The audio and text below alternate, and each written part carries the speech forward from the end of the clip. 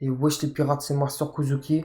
On se retrouve ici pour une toute nouvelle vidéo. Déjà, merci beaucoup pour les retours de la dernière vidéo, ça fait extrêmement plaisir. Aujourd'hui, on se retrouve pour une vidéo théorie sur One Piece, une théorie qui me tient beaucoup à cœur et j'y crois vraiment. Le sujet de la vidéo, c'est le réel but de Luffy et Roger. Donc, merci beaucoup pour tout le monde qui va regarder la vidéo en entier. N'hésitez pas à lâcher un like, un commentaire et vas-y, prenez soin de vous les amis.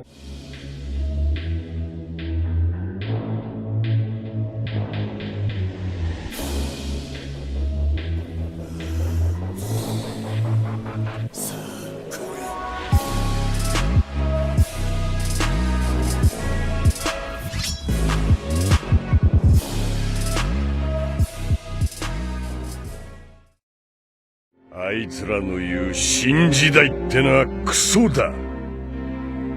海賊が夢を見る時代が終わるって？おいなんだ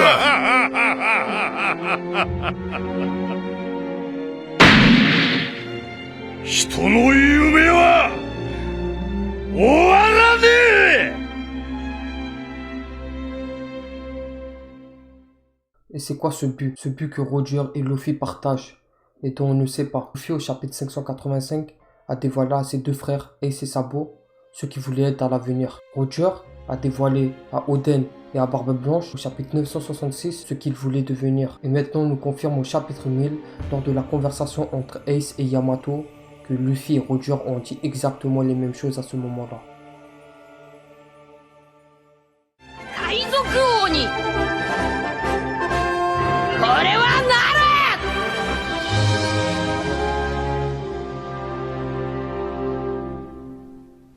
Pourquoi ce rêve n'est pas d'être roi des pirates? Parce que Roger était le premier roi des pirates. Il n'y en avait pas avant lui et c'est donc pas possible qu'il affirme vouloir être quelque chose qui n'existe juste pas. En plus, c'est la presse et les journaux qui l'ont appelé comme ça lorsqu'il avait atteint le One Piece. Pourquoi ce rêve n'est pas d'être l'homme le plus libre au monde ou un synonyme qui ressemble à ça? C'est parce que c'est trop simple comme rêve. La liberté est certes une valeur importante dans le personnage de Roger et Luffy, mais il est trop facile de deviner ce qu'Ichiro Oda a voulu nous cacher. Oda nous cache quelque chose qui nous a jamais été évoqué dans son œuvre. Le vrai rêve de Luffy. Être roi des pirates n'est qu'une partie de ce rêve. Pour accomplir ce rêve, il faut atteindre ce titre et conquérir les mers. Mais il y a une vision que Luffy et Roger partagent d'encore plus grand que la conquête des mers.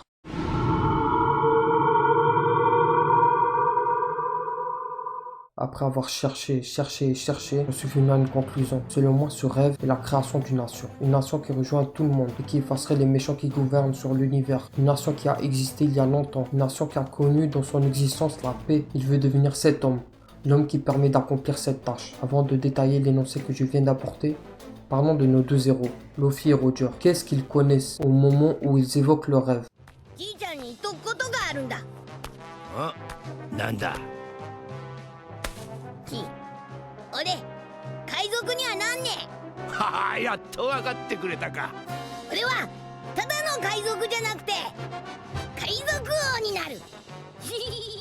Pour Roger, c'est simple. Il a connu cette face obscure du monde. Il a vu l'esclavage, la dictature, le racisme, etc. En voyant ça, il a eu l'idée de mettre un terme à ces systèmes et ces idéologies. Il a toutes les raisons pour pouvoir établir son plan. Mais pourquoi Luffy aurait pensé à un tel rêve à un si jeune âge? Il n'a pas vu assez d'hostilité humaine pour pouvoir réfléchir de la même façon que Roger. Et même s'il aurait tout vu, à 7 ans, Luffy est quelqu'un d'ignorant et d'idiot. Alors comment est-ce possible? Pour arriver à une réponse, j'ai dû décortiquer son passé pour en sortir des éléments. Premièrement, on sait que Luffy a grandi dans le village de Fushia. Par la suite, il rencontre Shanks qui lui donne envie d'être le roi des pirates.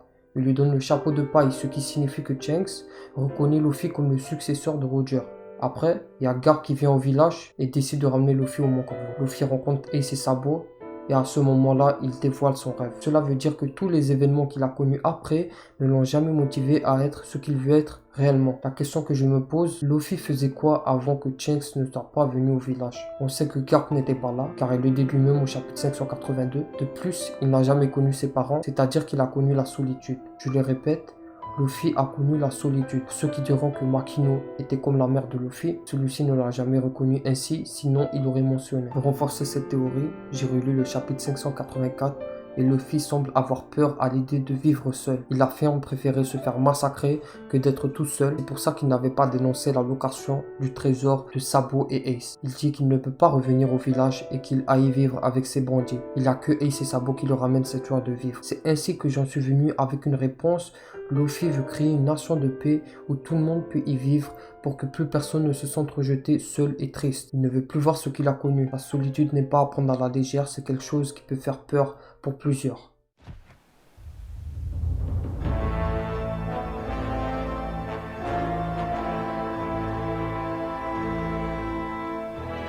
歴史より消すべき灯火がまたお決まりでしょうか。力はそのものの名を。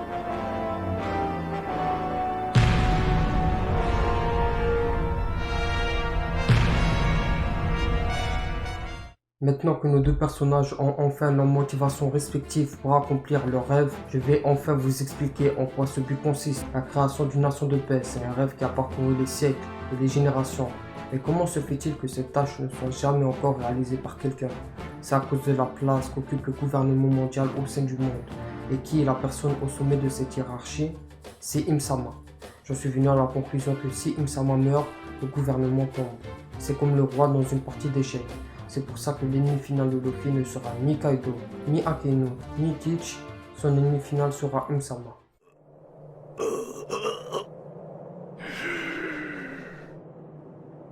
One Piece は実在する。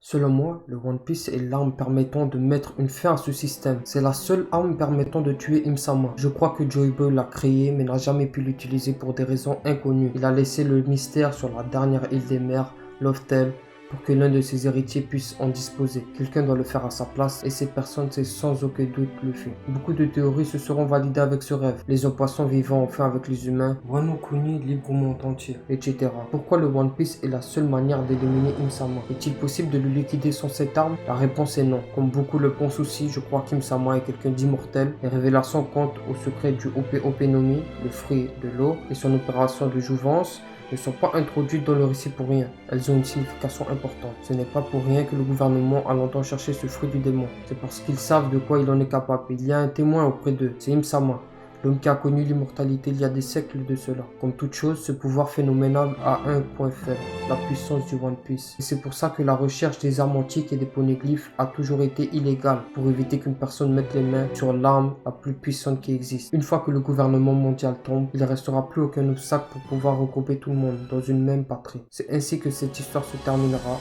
Et c'est ainsi que le monde prendra un sens différent. Tous les combats que Joy Boy a affrontés il y a 800 ans auront enfin porté fruit. Et tout cela grâce à l'ambition d'une personne, Monkey D. Luffy.